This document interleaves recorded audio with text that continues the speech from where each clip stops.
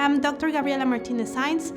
I am an assistant professor in education here at UCD, and I teach and research education for sustainable futures. A sustainable society is a peaceful society in which every individual feels safe, has equal access to justice, a future where all forms of violence have been eradicated, and where institutions are effective, accountable, and inclusive, and they work for every member of our society. The current situation in the world, however, is, as we know, far from these ideals of what a sustainable future looks like and what we envision as a global community in the Agenda 2030 and the Sustainable Development Goals.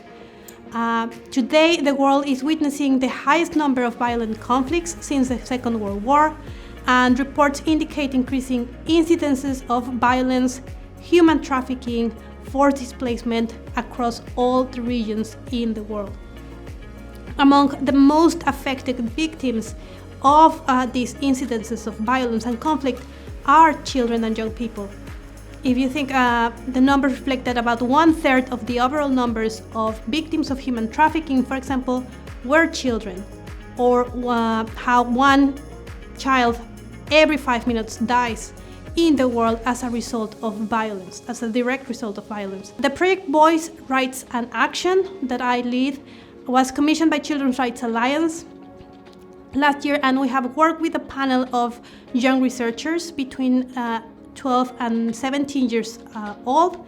And the project looks at exploring with the young researchers what knowledge of rights, of children's rights, children have, and identify the barriers and the things that support children in developing the knowledge of rights in order to access justice. The focus of the project is on the potential of children's rights education as a catalyst, as a main catalyst for the promotion and protection of children's rights, and as a cornerstone to overcoming barriers to access justice, which then leads to a more sustainable future.